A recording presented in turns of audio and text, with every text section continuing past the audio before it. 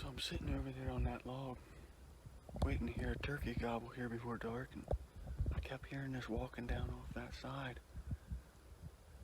And it kept moving around me. And the way it starts scratching, I'm like, that is turkeys. And then there, that bird just gobbled. They got right back here and one yelped, and a bird right here on this nose gobbles. And then they come around, it's real steep right here. And I could see at least a jake head and then a couple hens heads. So I bumped them and got them to fly across there. So because they were heading back down the ridge here, out towards where that gobbler is right now. But that's the third time he's gobbled now. He's right out here. There's a point probably 150 yards. Yeah, place to start in the morning. Sweet, sweet.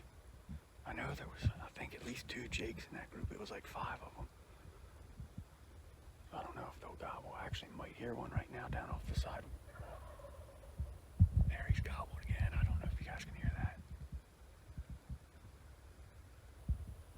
Oh, oh, oh, oh, oh, oh.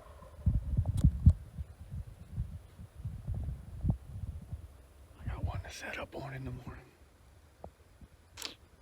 Sweet. See you at daybreak.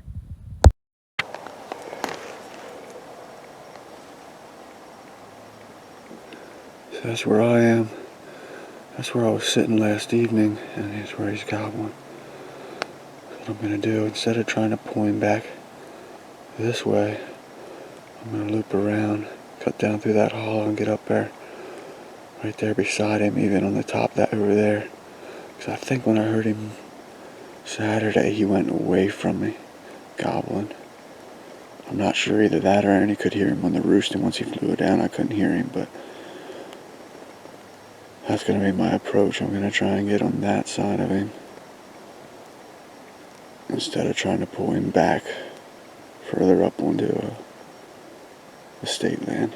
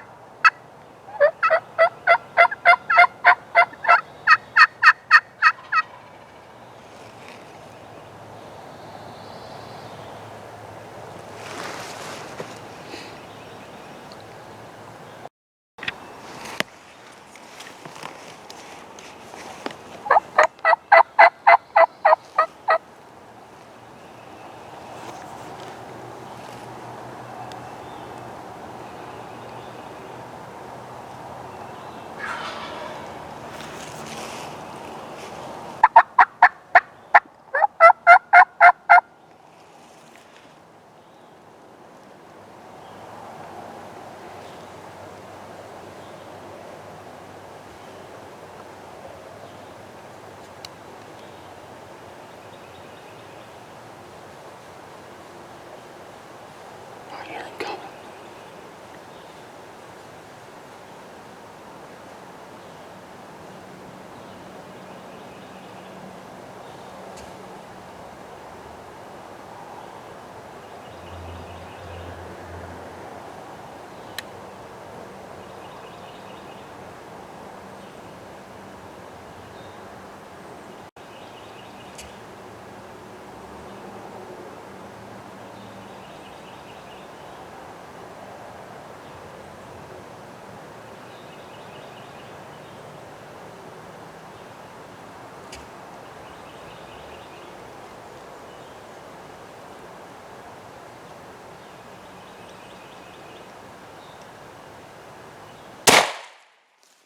Yeah! Are you serious? Are you serious? Oh my gosh! Holy crap! Second day in Virginia, second gobbler down. He flew across to me. Oh my gosh! 6:45. Oh my gosh! Yeah! Unbelievable! With the 410. First time I've ever carried it. Yes! Yes! That was sweet. That was sweet. Oh. Yeah, man. Unbelievable. Unbelievable. 6:45. I'm done. Oh my gosh. Oh my. He had me tore up. I knew he gobbled. When he gobbled on the ground, he was right here over the bank. I was like, holy crap, he pitched to me. Unbelievable. And there he was. I could hear him coming. He was coming fast. He ran up over that side. And bam, there his head popping in the strut. He's only 20, 25 yards. I had a stick across his head, so I didn't want to pull the trigger right away, but I knew he was close enough. That 410 cut him down at TSS. Unbelievable. Unbelievable. This is just killing country though. It's so steep off these sides. Like I got a 10-yard top here and I get set up on this stuff and they have to be in gun range to see me. Oh man, that was incredible. Oh my God. Oh man. I gotta go check him out.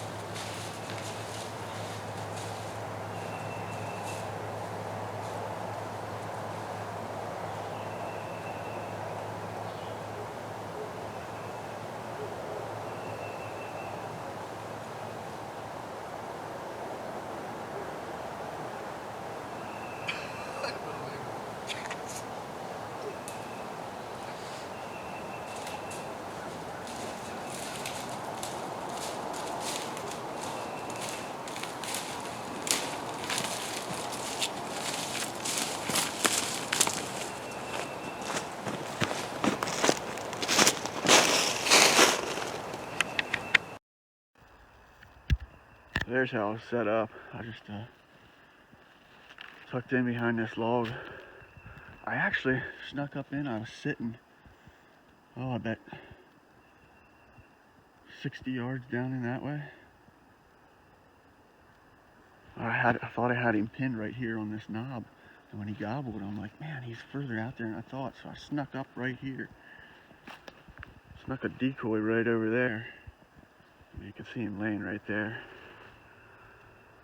But yeah, check this out. I have a good spot here. But you can see these tops. It drops off right there. A little bit of a top right here. Drops off there. Just drops off right here. And you can see what this bird come up over.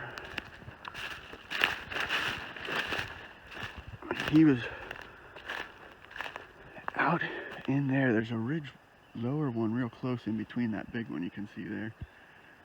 I don't know if he was exactly where he was roosted in there, but I got him fired up with 2 calls on the roost because I knew I'm like, man, he's not where I thought he was. I thought he was right in this area on this point. And he gobbled and gobbled and gobbled, and then all of a sudden he gobbles and he's like right over the bank here, and I'm like, oh my gosh, he pitched to me. I threw some calls out and he gobbled. I knew he was just out of sight. And then he come up, and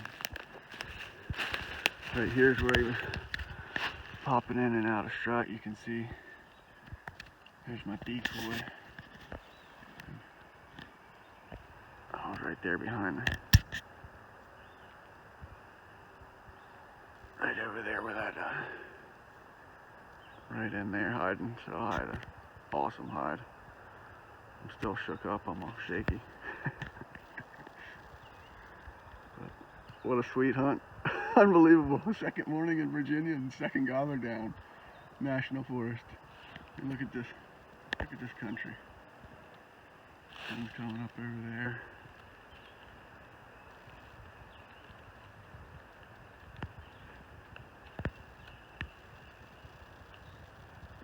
Top of the big mountain.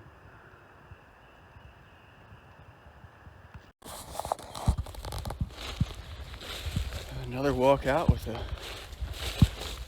Virginia National Forest longbeard. Going out a little earlier this morning. Oh, man. But it's just beautiful country, man. You see these tops, they're just skinny little tops. It's steep, it just drops down off there. And you can set up where, I mean, these birds have to come in gun range to see where you're sitting at. If you can find one the night before and roosting and get in close, you got a good chance of killing him. Not many birds out. This was the only bird I heard this morning. Saturday morning I heard two. One was this one, and then there was one out to my other side, but he was down in private land pretty far. So I can actually kill another one here in Virginia. I'm not sure where I'll be tomorrow, but I'll be out roosting tonight and seeing what happens. This has been an unbelievable trip. I was out here and heard him gobble last night, and there was actually, other birds heading towards him that I flushed, and I think that really helped out because he knew there was other birds close to him, supposed to be roosted close to him. And I got on him hard. Even I don't like to do that when they're on the roost, but it's steep country like this, and I wasn't sure if he was even on the same little ridge line here as I was. I got on him hard, and then when he gobbled on the first time on the ground, I knew he was just down there to the side from me. He pitched right over. And he gobbled, I think twice on the ground, one more time. And I knew it was just pretty much to take the safety off. Get ready for him to pop up over. And he was standing there popping in the strut, and I had like a stick right through my little 4-power scope on this 410 I'm shooting. And there's a stick right in line with his head. I'm just like, come on, man. And he moved slightly there enough that I was like, I can kill him. That won't mess up my pattern at that distance. So I shot, and boy, that 410 cut him down. That TSS 9 shot. I mean, it was only a 20-25 yard shot. You probably wouldn't even need TSS for that kind of shot, but he wasn't much flopping there. He got a lot of tungsten blend super shot right in his head.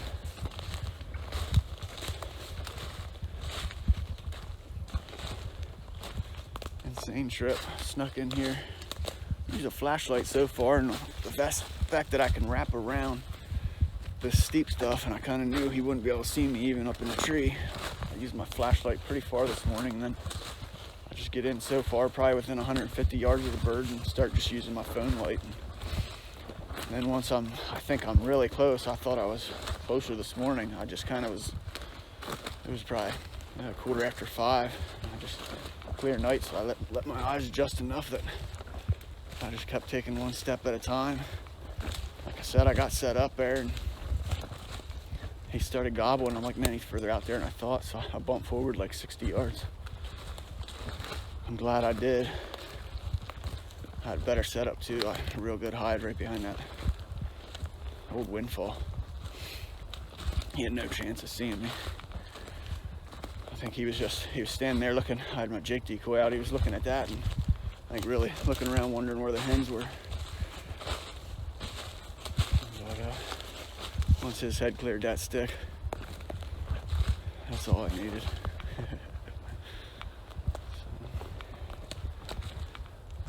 I guess we'll see how the rest of the trip goes, but at this point I don't know how it gets any better. I do have one more tag, so I guess it could, but it'd be insane. Awesome morning in the woods. Beautiful, beautiful morning in the woods.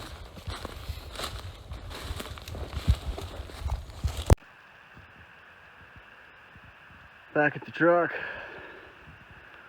There's my setup. Just my mobile setup. There's little campsites here in the National Forest. You can kind of, the stone roads up there, 50, 60 yards. You can kind of get off the road and have your own little campsite. Just stack everything to one side and lay my sleeping bag out and crawl in there. Kind of nice being able to sleep right where you roost one. Well, the same area. Just come back to the truck, make some dinner, sleep, get up, eat some breakfast, and head in for him. And on good days like this, you're walking right back out with him.